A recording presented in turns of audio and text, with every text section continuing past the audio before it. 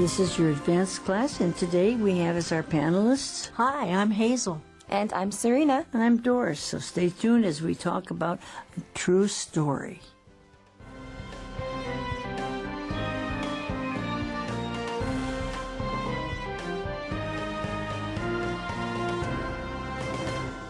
Well, thanks for being on our program. We know that most of the time Hazel and Serena are doing Let's Talk and other studio classroom programs, but we always like it when you come to Advanced. Well, thank you. Thank you, especially when it's about pets. Yes, that's right, because you're both animal lovers and have pets. In fact, your pets are in the magazine, aren't they? Right. We talked about that the last couple of days. Well, you know, we often talk about technology and business and so many heavy subjects, but we thought it would be nice to have something a little lighter. And I think these articles are more about compassion that we're talking about the last couple of days. Right, and we had an article the last few days that talked about passion in action, actually having compassion and doing something. That's true, and we talked about taking care of pets that people have. And this is not part of that article, but it is the same subject because it has to do with animals and with pets. That's right. And since we all love to talk about pets, it's a great article for today. I bet some of our listeners have pets. Well, I think they do. And, you know, I think there's a lot of pet stories and animal stories. In fact, we could talk about our pets all day, but we better talk about this article. Isn't that right? That's right. But, you know, this is a true story, and people like stories.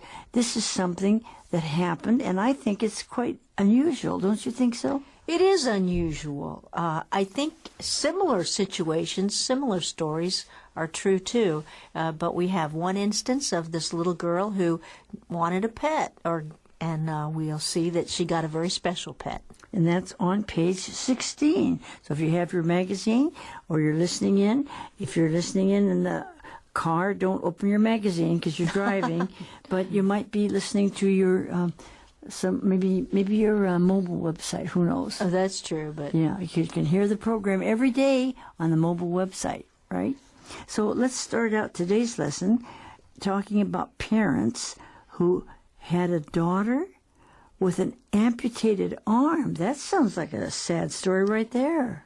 It is. So we know that her arm had to be taken off.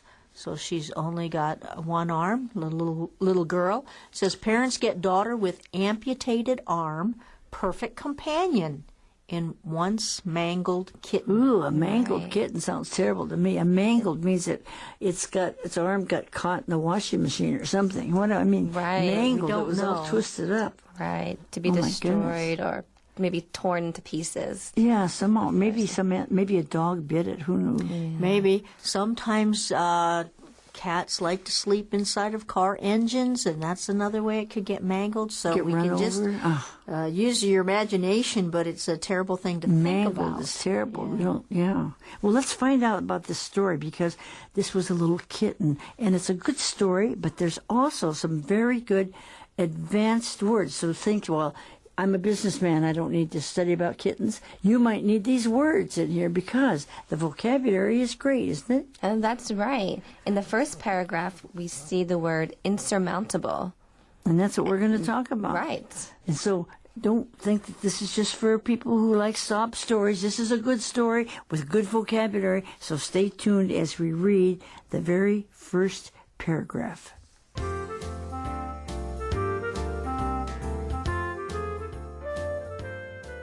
Parents get daughter with amputated arm, perfect companion in once mangled kitten. A kitten that was severely injured and not expected to survive got a new home with a Trabuco Canyon, California family that has also faced seemingly insurmountable odds. Veterinary officials at a California animal shelter had to amputate the cat's damaged leg and didn't anticipate it would make it through the next morning. But it did. And its story inspired Matt Tipton and his wife, Simone. So right here we have an introduction to this paragraph. We find out that there was a little kitten, a kitten that was severely injured and not expected to survive. So like we imagined before, we really don't know how this little kitten got injured, but we know that it was mangled, so it was very severe, and it wasn't expected to live. But it did. But That's it did. That's the good because part, right? The next phrase says it got a new home. Right. Okay? And the story about that, it inspired this man, Matt Tipton, and his wife, Simone, in a certain way. So we're going to find out about that. So everybody likes a good story. And this is a true story, right? Now, say, who cares about a little kitten? No, let it die. But these vets, they care about people. And somebody rescued that cat. Maybe it was run over by a car or a dog bit it. Who knows? But anyway, it was just a little kitten and almost died, but the vet saved its life. And that's kind of nice right there. Right. And the second part of that openings tells us that there was a family that also had faced seemingly insurmountable odds. So not only was this kitten facing a difficult time, but also there was a family that faced insurmountable odds. Well, and the name of the next section is a perfect companion. Cats purr. So instead of just spelling the word perfect, P-E-R-F-E-C-T, they're making it like a cat's purr. Can you purr like a cat? Purr is like a quiet, soft sound the cat makes. And when that's one thing, dogs don't purr when you pet them, do they? But cats do. Elephants make it like they a purr. do? Yeah. Okay. But anyway, I don't have any pet But elephants. what is that phrase, insurmountable odds? Well, that means something that you cannot get over. It's a difficulty that there's no way you're going to be able to handle it. It's something you cannot solve very easily. Right. Something you can't overcome, a challenge that it seems like you can't overcome. What are we going to do? This is terrible. It's so great that it seems like it's not going to be successful. Yeah, it's not easy, right? So let's find out how these two have some connection, the kitten and this little kid, this little baby, this girl. Okay, let's read the next section.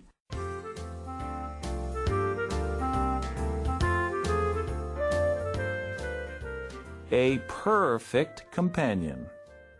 The couple decided the cat would be a perfect companion for their 2-year-old daughter, Scarlett, whose arm was amputated in October 2014 after she was diagnosed with a rare soft tissue cancer. Simone Tipton said it was important for her daughter to understand that in spite of her circumstances, she persevered, and that she's not the only one to have faced adversities. We really wanted her to grow up with something that was able to understand what she's been through, even though an animal can't speak, said Tipton. She would grow up knowing that she's not the only one. So, to continue the story, this couple said, our little girl needs a pet. Maybe a cat would be right. Right. And she also has an amputated arm. Right, because their 2-year-old daughter, her name was Scarlett, and her arm was amputated because she had kind of a cancer. And probably if they didn't take her arm off, cut it off, that might spread through her whole body and kill her, don't you think? Right, that's probably why they had happened. to amputate the arm. That would be very hard to have a 2-year-old girl and have to have her arm amputated. No, Wouldn't that be hard? I can't even imagine. It says here that she was diagnosed with a rare soft tissue cancer. So right. So they decided they'd get a little cat for her, and they went to some clinic, right? Right. Remember in the first paragraph, or the second, that said that they were inspired by the story. So somehow they had heard about this little kitten that somehow survived, even though it was Maybe against... it was in the paper or something like that. Okay, yeah. Even though it was against insurmountable odds. And so they said it was important for her daughter to understand more about the circumstances. She was a lot like this little kitten, right? The little girl had an arm amputated. The little kitten had a leg amputated.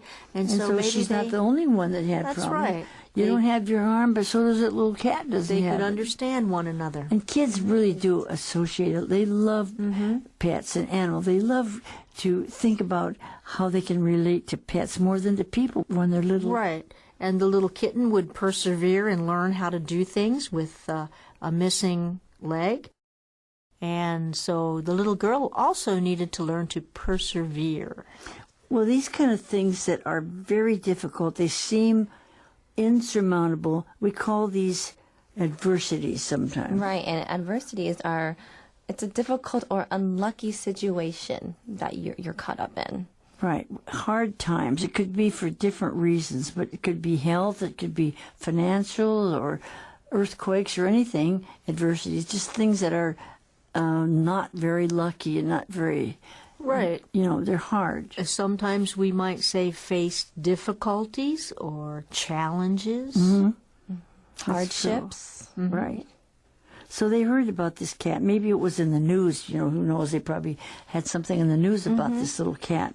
It was struggling and it made it. And then they thought, well, my daughter's struggling too, so let's go and see this little cat. That was kind of cute, wasn't it? Mm-hmm. That's a nice story.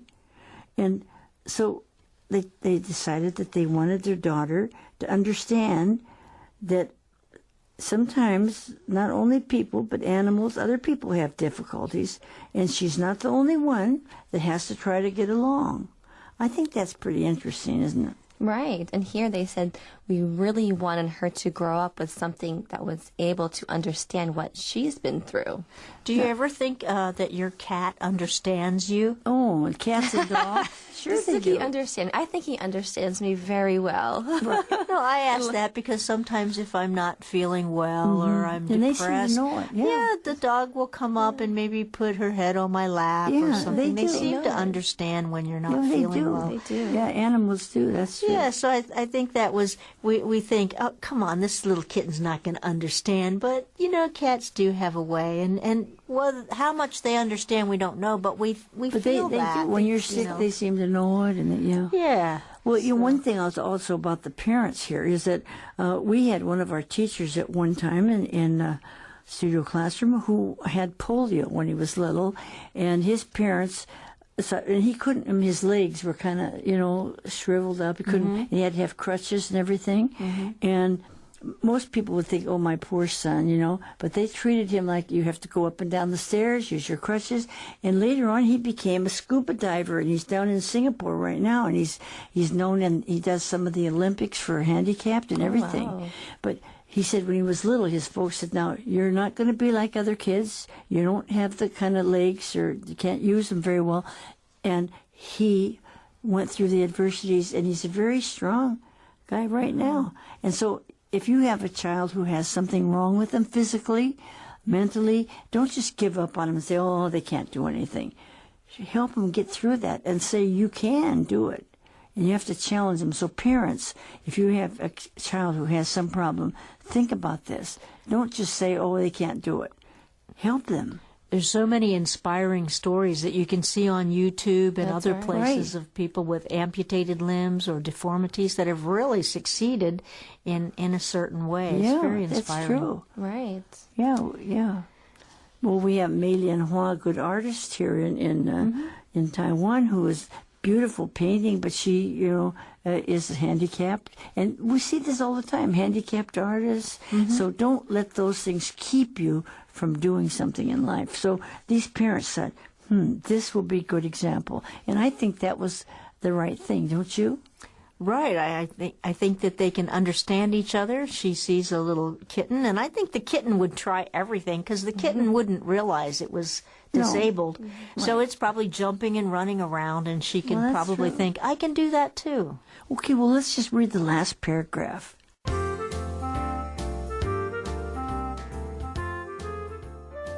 Love at first sight.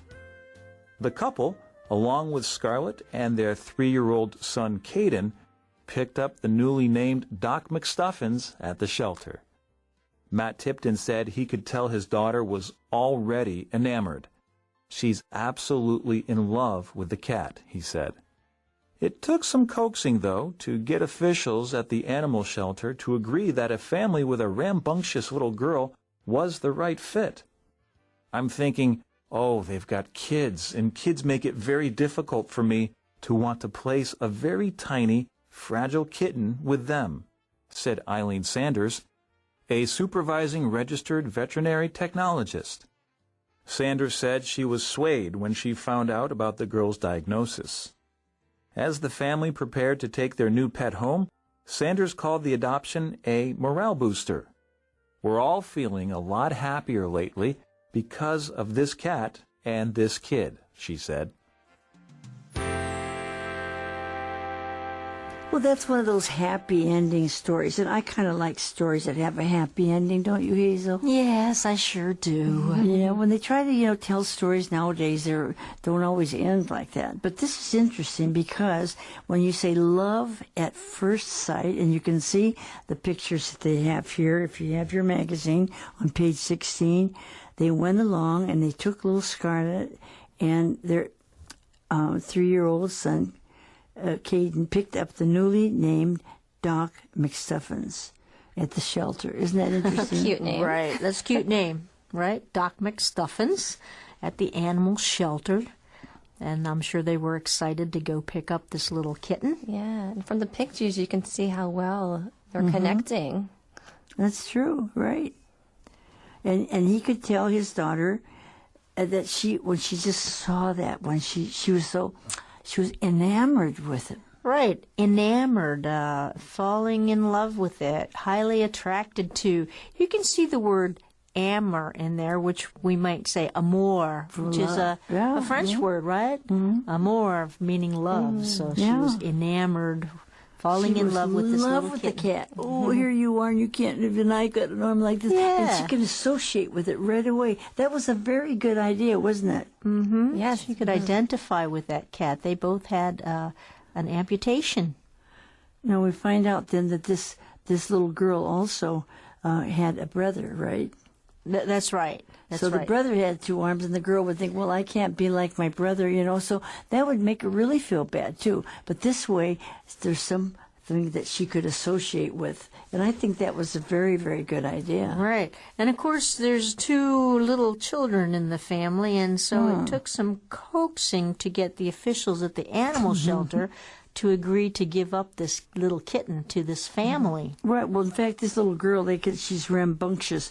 And that's a word that we often say for children who are very lively. You can say, you're a bad girl or a bad boy. No, they're just jumping around. And it's typical of 2-year-olds anyway. I think of too much energy, right? Yeah. Don't be so rambunctious. You've got too much energy right now. Yeah. So difficult to control. Yeah. Very lively, right? You say settle down. And it's a great word when kids, like you said, Doris, are really naughty, and you don't want to say, oh, those kids are so bad. You can say rambunctious.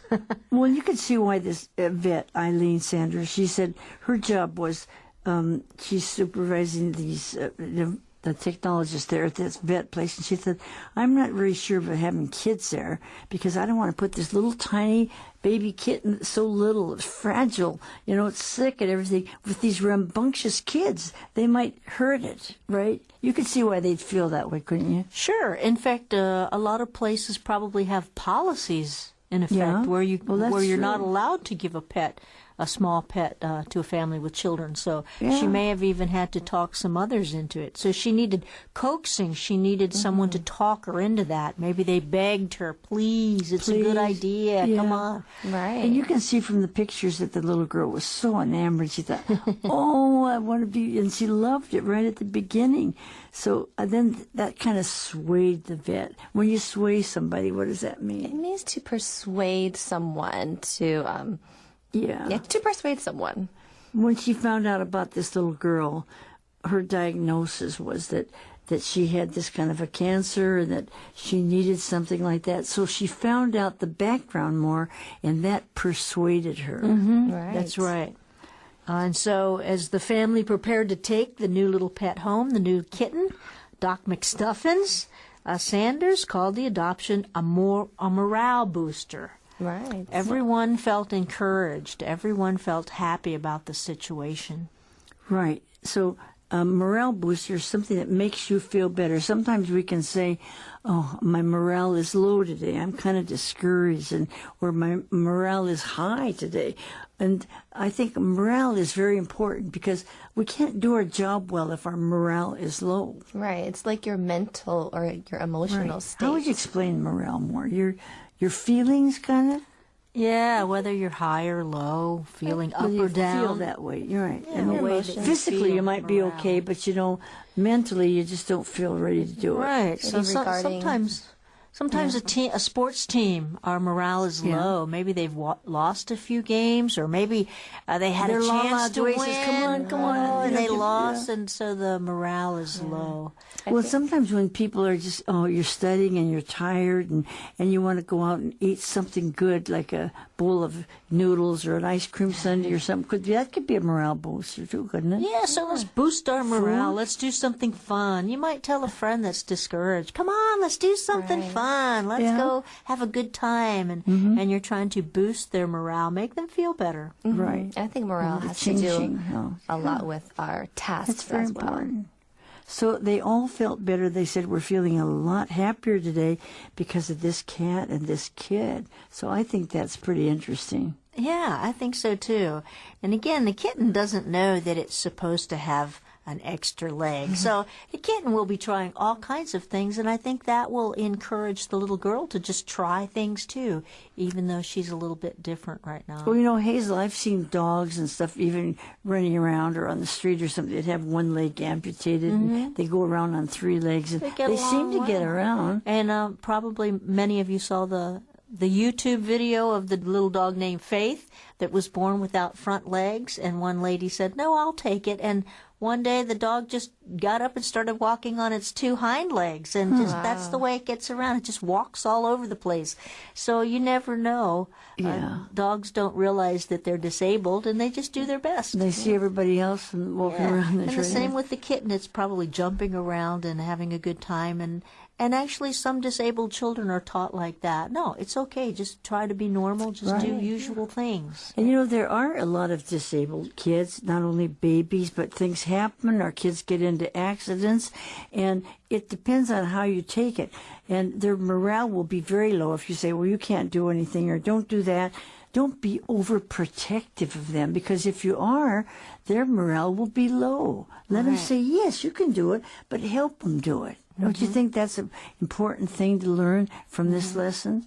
Yeah, I think so. It's all about encouragement. And about encouragement, right. Whether it's a pet or whether it's a person, let's require some things that they can do, but also encourage them to say, do everything you can.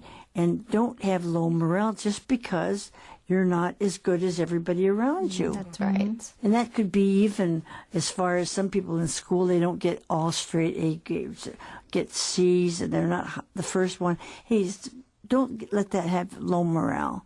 You may not be able to do as well as another person, but I think this can also apply to other things in our lives, don't you? Sure. And I'm sure we all know of a very famous speaker, a young man named Vic Vitucci. I think that's how you say his name. And he doesn't have arms or legs, and yet he's a great speaker. He Goes around in serves. a He does all wheelchair. kinds of things. Yeah. And a few years ago, he got married. He has 2 little children now, and a beautiful wife. And his he said his mother didn't pamper him at all. Yeah. In fact, she'd put things on shelves where she knew he couldn't reach it, and he would say, "Can you get that for me?" "No, you need to get it yourself." And he would have to figure out how to do that. And so, you can't. You have to have just the right degree of challenge. Right. Don't and make it not impossible. Pamper too Yeah. much. Right. If you make it impossible, they get discouraged. So you have to figure out something they can do, but give them a challenge, right? And so now he's inspiring so many others. He's and- been to China and all over. Yeah, He's been to Asia, and he's got a great, testimony of what he does. That's right. Yeah. So this can be not just about the pets, but if you have children who have any kind of disability, help them be the best they can and do more than they think they can do.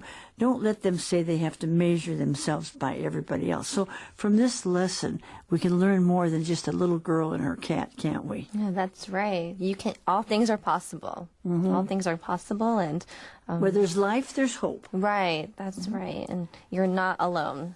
And You're that's the not same alone. way with practicing your English and learning it. If you keep listening in, you'll be surprised how much you can pick up, and you'll have more of a compassion for the world, but will also be able to overcome certain things that seem unsurmountable in your life. That's right. That's right. So even learning English is not unsurmountable, right? Or learning Chinese, Hazel. Let's keep at it. I know. It works both ways, But we have to still keep trying, don't we? That's right. Don't give up. So thanks for being with us for these different kind of articles that we have. We'll have some challenging business articles and some good travel articles and things ahead. But this is a good start in the month. It's the middle of the summer, so just stick with it. And there's nothing that you cannot do if you have faith and hope. Okay? Right. So thank you for being with us today, everyone. Goodbye now. Goodbye, everybody. Bye.